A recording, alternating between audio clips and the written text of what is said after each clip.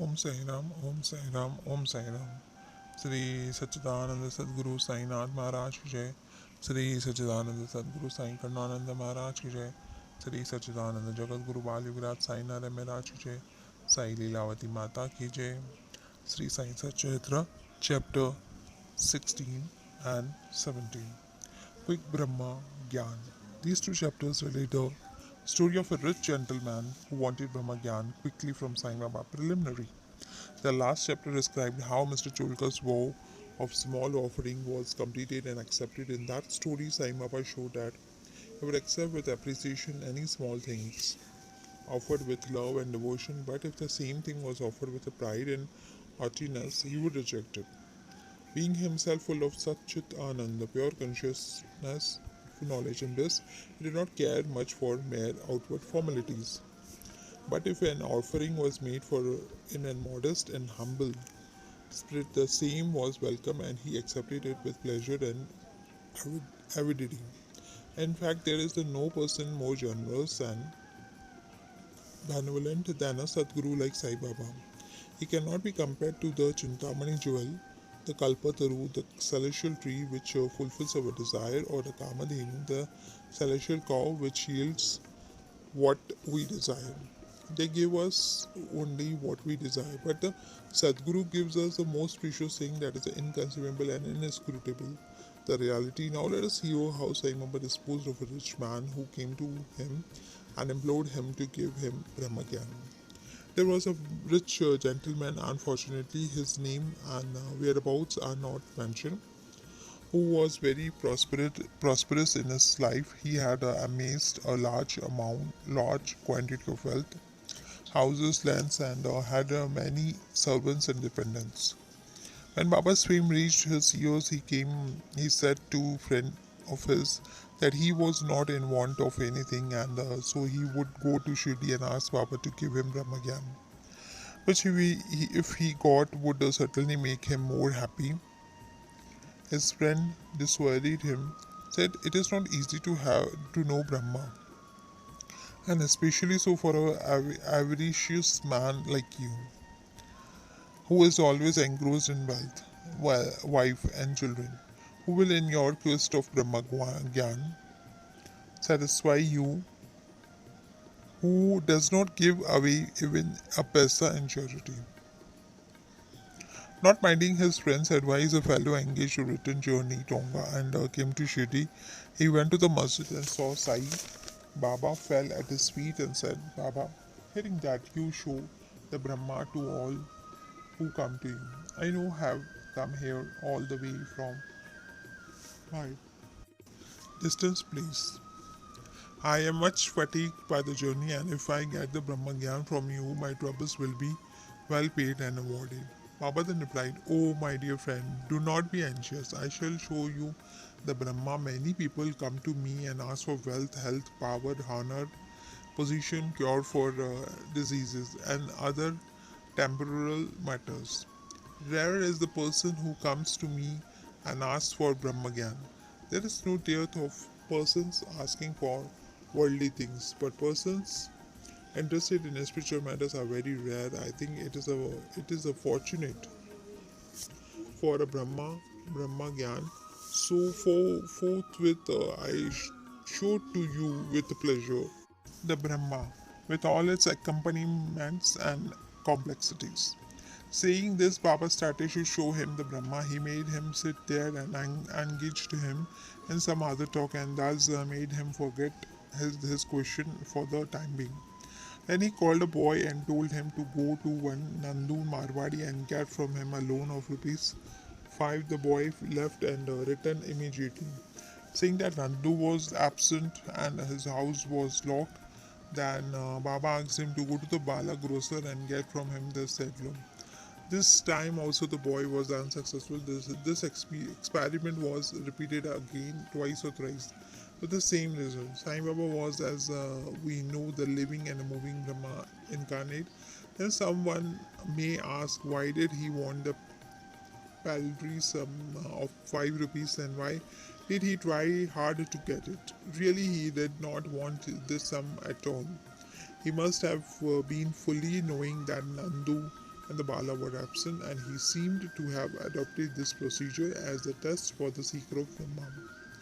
The gentleman had a roll of or bundle of currency notes in his pocket, and if he was really earnest, he would not have sat quiet and be a mere onlooker or when Baba was friendly, frantically trying to get a planetary sum of rupees 5.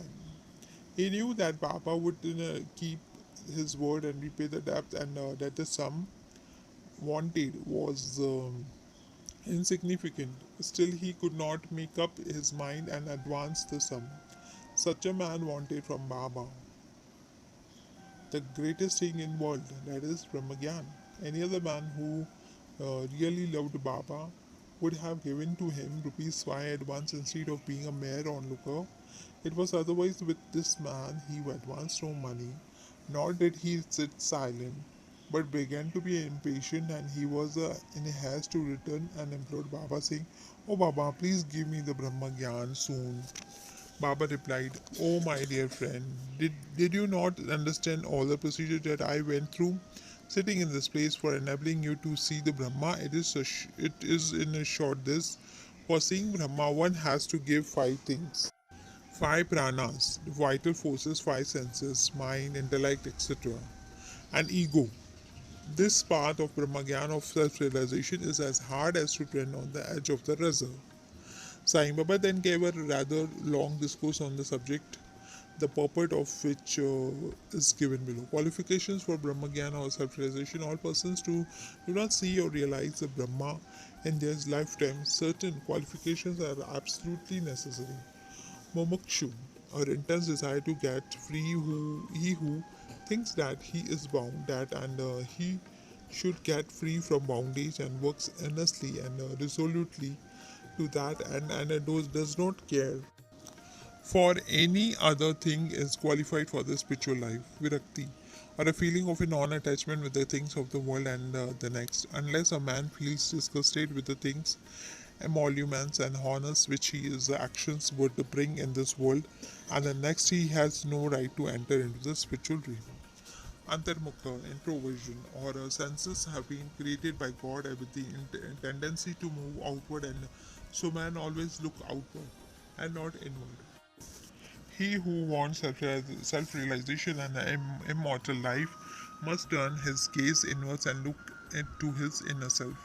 Catharsis, eliminating all base ideas and emotions. Unless a man has turned away from wickedness and has stopped from doing wrong and has entirely composed himself, and unless his mind is at rest, he cannot gain civilization even by means of knowledge, right conduct. Unless a man leads a life of truth, penance, and insight of a life of celibacy, and he cannot get realization, preferring shriyas, the good, the to priyas, the pleasant. There are two sorts of things that is good and the pleasant, the former details. The former deals with the spiritual affairs and the latter with the mundane matters. Both of these are open to man for acceptance. He has to think and choose one of them. The wise man prefers the good to the pleasant, but the unwise, through greed and attachment, chooses the pleasant. Seventh, control of the mind and the senses. The body is the chariot and the self is its master. Intellect is the charioteer and the mind is the reins. The senses are the horses and the sense objects are his path. He who has no understanding and whose mind is unrestrained has his senses unmanageable, like the stray horse of a charioteer, does not reach his destination, get self realization, but goes through the round of births and deaths. But he who has understanding and whose mind is restrained has a sense under control, like the good obedient horse of the charioteer reaches the destination under the state of self realization. Whence he is not born again. The man who has realization, understanding as his charioteer guide and is able to rein his mind, reaches the end of the journey, which is supreme abode of all the pervading Vishnu Lord. Purification of the mind. Unless a man discharges satisfactory and disinterestedly the duties of his station in his station in life, his mind will not be purified, and unless his mind is purified, he cannot get self-realization. It is only in the purified man that viveka, this attachment to the unreal, crop up and lead on to the self-realization. Unless egoism is dropped, avarice got rid of her, and the mind made desireless pure, self-realization is not possible. The idea that I am the body is a great delusion, and the attachment to this idea is a cause of bondage. Leave off this idea and attachment. Therefore, if you want to reach the goal of self-realization, the necessity of a guru, the knowing of the self is so subtle and a mystic that no one could, by his own individual effort, ever hope and to attain it. So, the help of the another person, teacher who has himself got real self-realization is absolutely necessary. What others cannot give with great effort and pains can be easily gained with the help of such a teacher, or for he has walked on the path himself, and can easily take the disciple step by step on the ladder of his spiritual progress. And lastly, the Lord's grace. The most essential thing when the Lord is pleased with anybody, he gives him Viveka and the Vairagya, and takes him safe beyond the ocean of mundane existence. The self cannot be gained by the study of Vedas, nor by intellect, nor by learning. He whom the self chooses gains it. To him the self reveals its nature, says the Katha Upanishad. After the dissertation was over, Baba turned to the gentleman and said, well, so here is in your pocket the Brahma in form of 50 times of 5. That is rupees 250 rupees. Please take out that. The gentleman took out from his pocket the bundle of currency notes, and to his great surprise found on counting them that there were 25 notes of 10 rupees each. Seeing this omniscience of Baba, he was moved and fell at Baba's feet and craved for his blessing. Then Baba said to him, roll up your bundle of Brahma, that is currency note, unless you completely get rid of your avarice of grid over greed over you will not get the real Brahma. How can he whose mind is engrossed in wealth, progeny, and prosperity expect to know the Brahma without removing his attachment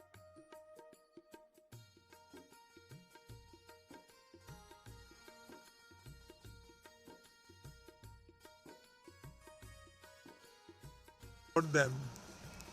The illusion of attachment or the love for money is a deep eddy whirlpool of pain, full of crocodiles in form of conceit, jealousy. Who is desireless can alone cross this whirlpool. Greed and Brahma are asunder as poles.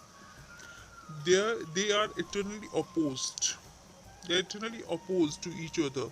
Where there is a greed, there is no room for thought or meditation of the Brahma. Then how can a greedy man get dispensation and salvation? For a greedy man, there is no peace, neither contentment nor steadiness. There will be even a little trace of greed in mind. All the sadhanas, the spiritual endeavors are of no avail. Even the knowledge of a well-read man who is not free from person from a desire to of the fruit or a reward of his action is the futile and can't help him to in getting self-realization. The teachings of guru are of no use to a man who is full of egoism and who always thinks about the sense objects. Purification of mind is absolutely necessary. Without it, all spiritual endeavors and are nothing but unless show and pomp. It is therefore better for you for one to take only what he can digest and assimilate. My treasury is full and I can give anyone what he wants, but I have to see whether he is qualified to receive my gift. If you listen to me carefully, he will certainly benefit it. While sitting in the masjid, I never speak any untruth. When a guest is invited to a house, all the members of the household and other friends and relations that happen to be present and entertain along with the guests. So all those they that were present in the masjid all that time would partake of the spiritual feast. that was served by Baba for the rich gentleman. After getting Baba's blessings, one and all, including the gentleman, left the place quite happy and contented.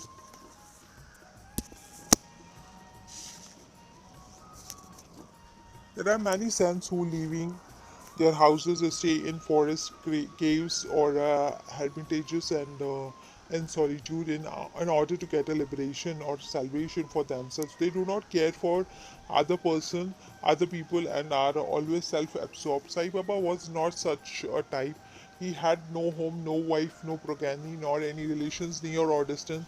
Still, he lived in the world society. He packed his bread from 4 or 5 houses, always lived in the foot of the neem tree, carried on worldly dealings, and taught all the people uh,